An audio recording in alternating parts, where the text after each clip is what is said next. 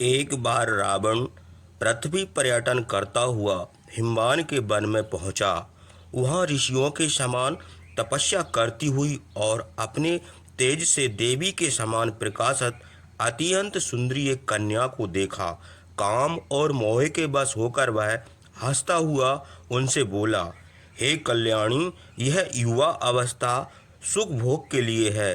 तुम इसके विपरीत यह क्या कर रही हो? ऐसी रूपवती होकर तुम्हें यह नहीं करना चाहिए। तुम्हारे रूप की उपमा नहीं दी जा सकती। इस रूप को देखते ही पुरुषों को काम उन्मत्त कर देता है।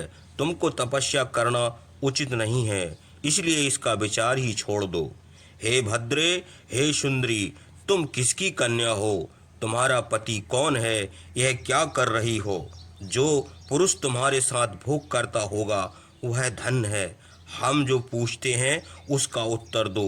किस लिए तुम यह परिश्रम करती हो? रावण के यह कहने पर उस यशस्विनी कन्या ने विधिवत उसका आतिथ्य किया और उससे कहा, हमारे पिता का नाम कुशध्वज था।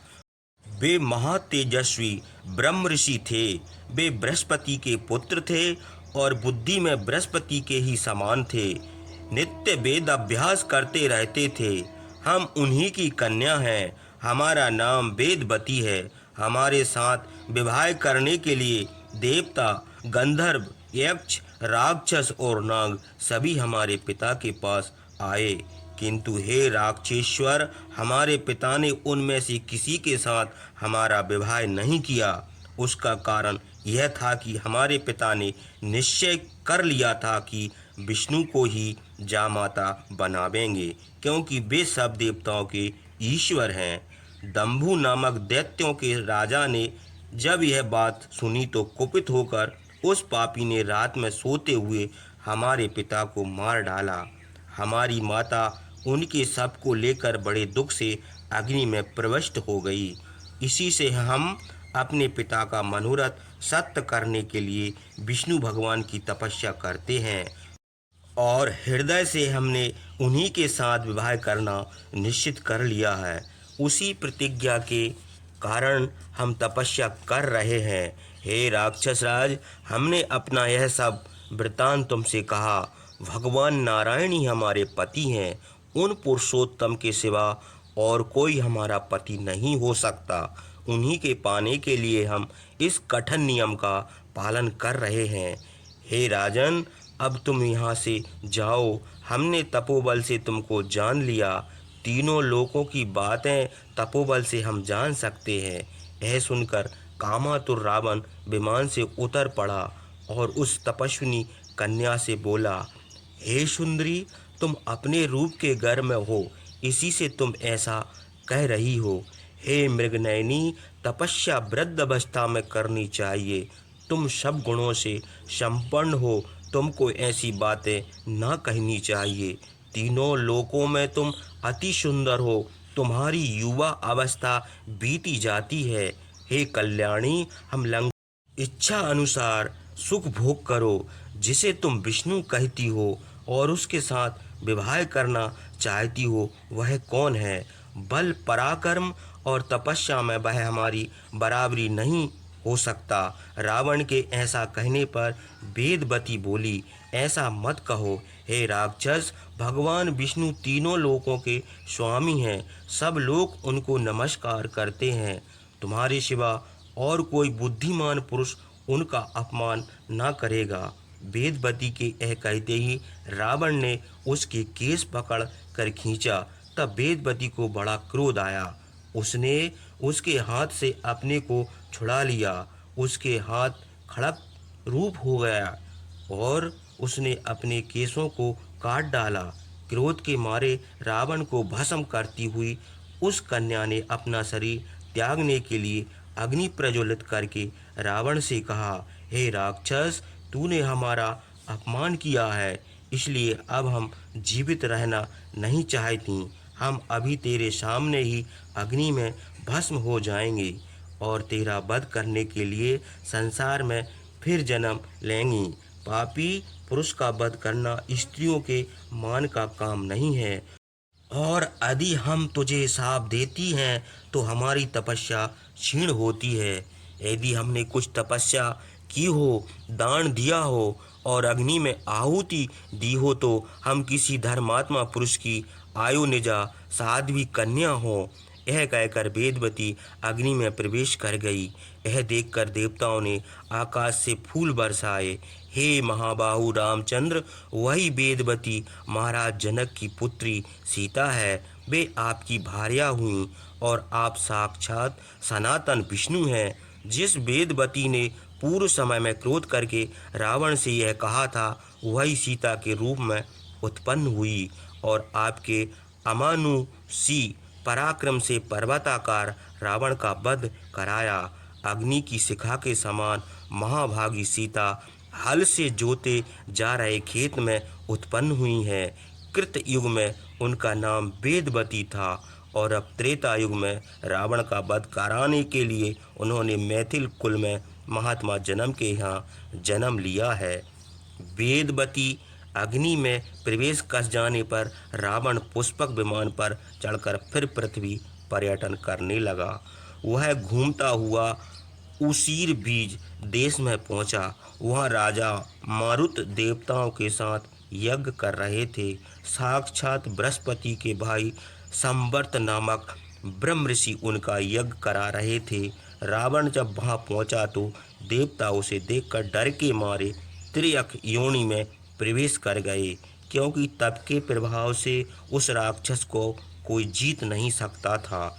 इंद्र मयूर पक्षी में, धर्मराज कौवे में, धना अध्यक्ष कुबेर गिरगिट में और वरुण हंस में प्रविष्ट हुए। हे रामचंद्र, इसी प्रकार और भी सब देवताओं ने पक्षियों के रूप धारण कर लिए।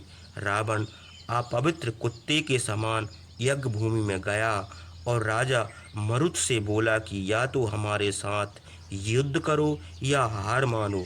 मरुत ने पूछा कि तुम कौन हो। यह सुनकर रावण ने उत्तर दिया, राजन, हम कुबेर के छोटे भाई हैं। क्या तुमने हमें नहीं पहचाना, या पहचान कर भी तुमको कुछ भय नहीं हुआ? इससे हम बड़े प्रसन्न हुए, क्योंकि तीनों लोकों में ऐसा कोई नहीं है जो हमारे पराक्रम को न जानता हो। हमने तो अपने बड़े भाई कुबेर को जीतकर यह विमान छीन लिया है। राजा मरुत ने कहा, तुमने अपने भाई को युद्ध में जीत लिया, वह तब तो तुम धन्य हो। तुम्हारे समान प्रशंसनीय तीनों लोकों में कोई नहीं है। हे लोग निंदित, और अधर्म का काम करके कोई प्रशंसनीय नहीं होता। तुम बड़े भाई को जीतकर ऐसा दुष्ट काम करके अपनी प्रशंसा करते हो। कौन धर्म करके तुमने वरदान पाया है? तुम जो कहते हो सो तो हमने आज तक नहीं सुना था। अच्छा, खड़े रहो, अब यहाँ से जीवित न जाने पाओगे। हे मूर्ख, पैने बाणों से तुझे अभी हम लोग को भेज देते हैं। यह कहकर राजा मरुत धनुष बाण लेकर युद्ध के लिए खड़े हो गए, किंतु संवर्त मुनि ने उनको रोका और बड़े स्नेह से समझाकर कहा, तुम हमारी बात सुनो, इस समय युद्ध करना उचित नहीं है।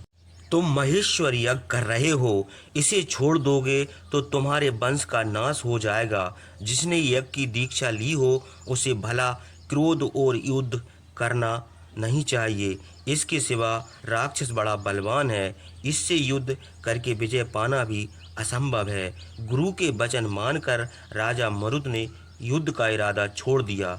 धनुष बाण रखकर वे यज्ञ करने लगे। उनको पराजित जानकर शुक्र ने बड़े हर्ष से पुकारा कि रावण की विजय हुई। यज्ञ में आए हुए ऋषियों को राक्षसों ने खा लिया। उनके रुधिर से उनको तृप्ति भी नहीं हुई और वे फिर आगे चले। रावण के चले जाने पर इंद्र आदि देवता फिर अपने रूप में आ गए और उन जीवों को ये वरदान दिए। इंद्र ने मयूर से कहा, मैं तुमसे प्रसन्न हूँ, अब सांप से तुमको भय ना रहेगा। तुम्हारी पूंछ में 1000 नेत्र होंगे और जब हम पानी बरसावेंगे तब तुमको बड़ा आनंद होगा। हे रामचंद्र, मोर की पूंछ पहले नीले रंग की थी।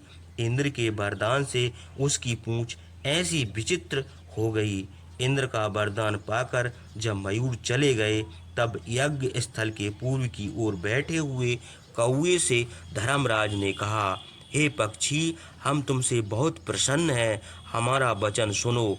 अन्य सब प्राणी अनेक रोगों से पीड़ित रहते हैं, किंतु हमारी प्रसन्नता के कारण तुमको कोई रोग न होगा और हमारे वरदान से तुमको मृत्यु का भय न रहेगा। जब तक कोई प्राणी तुमको मार न डालेगा, तब तक तुम जीवित रहोगे। जो मनुष्य हमारे लोक में आवेंगे, उनको तृप्त करने के लिए उनके कुटुंब के लोग यदि तुमको खिलावेंगे, तो उन प्राणियों को तृप्ति होगी। उसके बाद वरुण ने हंस से कहा, हे हंस, सुनो, आज से तुम्हारा रंग चंद्रमा के समान, दूध के समान और फैन के समान उज्जवल होगा। तुम्हारा शरीर मनोहर होगा और तुम सदा प्रसन्न रहोगे। यही हमारी प्रसन्नता का चिन्ह है। हे रामचंद्र, पहले हंसों का रंग सफ़ेद नहीं था, उनके पंख नीले थे और नीचे का भाग कुछ हरे रंग का था। उसके बाद कुबेर ने पर्वत पर बैठे हुए गिरगिट से कहा, तुमको हम सुवर्ण का रंग देते हैं, तुम्हारा सिर सदा सुवर्ण के समान चमकता रहेगा। यह सुवर्ण का रंग हमारी प्रसन्नता का चिन्ह होगा। इस प्रकार वरदान देकर सब देवता यज्ञ समाप्त होने पर राजा मरुत के साथ अपने अपने स्थान को गए। राक्षस राज रावण राजा मरुत को जीतकर युद्ध करने के लिए अन्य राजाओं के नगर को गया। महेंद्र और वरुण के समान प्रतापी राजाओं से वह कहता था कि या तो युद्ध करो या हार मानो, इसके सिवा और कोई उपाय तुम्हारे छुटकारे का नहीं है। बहुत से बुद्धिमान और बलवान राजाओं ने आपस में सलाह करके वरदान के प्रभाव से उसे महापराक्रमी जानकर उससे हार मान ली। दुष्यंत, सुरत, गाधी, गय और पुरुरवा, इन सब राजाओं ने कह दिया कि हम तुमसे पराजित हुए। उसके बाद रावण अयोध्या को आया। उस समय वहाँ राजा अनरण्य राज्य करते थे। वे पुरंदर के समान बलवान थे। रावण ने उनसे कहा, हमसे युद्ध करो अथवा हम पराजित हुए ऐसा कहो, बस यही हमारी आज्ञा है। उस पापी के यह वचन सुनकर अनारण्य को बड़ा क्रोध आया। उन्होंने कहा, बहुत अच्छा, हम युद्ध करेंगे, खड़े रहो, हम युद्ध के लिए तैयार होते हैं। महाराज अनारण्य की आज्ञा से उनकी सेना राक्षसों से युद्ध करने के लिए निकली। उस सेना में 10,000 हाथी, 1,00,000 घोड़े, हजारों रथ और बहुत बड़ी पैदल सेना थी। राक्षसों से उनकी सेना के साथ युद्ध होने लगा। राजा की सेना ने बड़ा पराक्रम दिखाया। अद्भुत युद्ध हुआ, किंतु जैसे अग्नि में आहुति पड़ने से भस्म हो जाती है, वैसे ही राक्षसों के युद्ध में उनकी सेना भस्म हो गई। अग्नि में पतंगों के समान सैनिकों को भस्म होते देखकर राजा ने सोचा कि जैसे समुद्र में नदियां विलीन हो जाती हैं, वही दशा हमारी सेना की हुई है।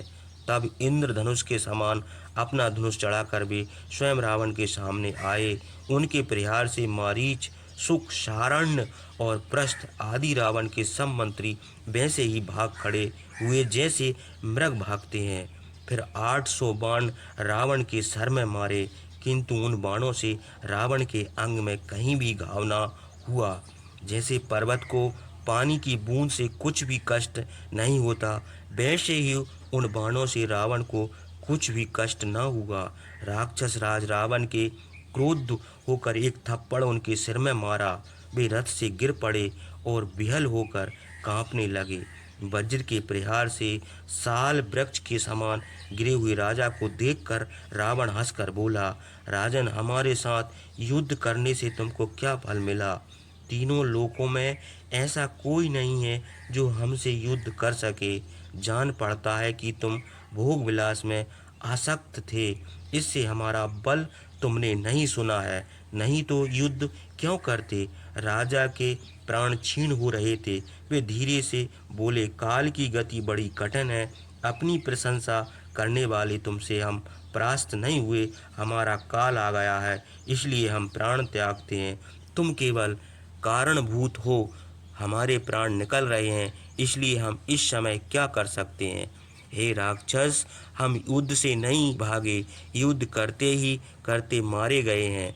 हमने इक्ष्वाकु वंश का निरादर किया है, इसलिए हम शपथ पूर्वक कहते हैं, यदि हमने कुछ दान दिया है, होम तपस्या और सुकर्म किया है और प्रजा का भली भांति पालन किया है, तो हमारे ये वचन सत्य होंगे। महात्मा, इक्ष्वाकु वंश में दशरथ के पुत्र रामचंद्र होंगे, वे तुम्हारा वध करेंगे। यह साफ सुनकर देवताओं ने नगाड़े बजाए और फूलों की वर्षा की। हे रामचंद्र, यह कहकर राजा अनारण्य शरीर त्याग कर स्वर्गलोक को चले गए और रावण भी वहाँ से चला गया।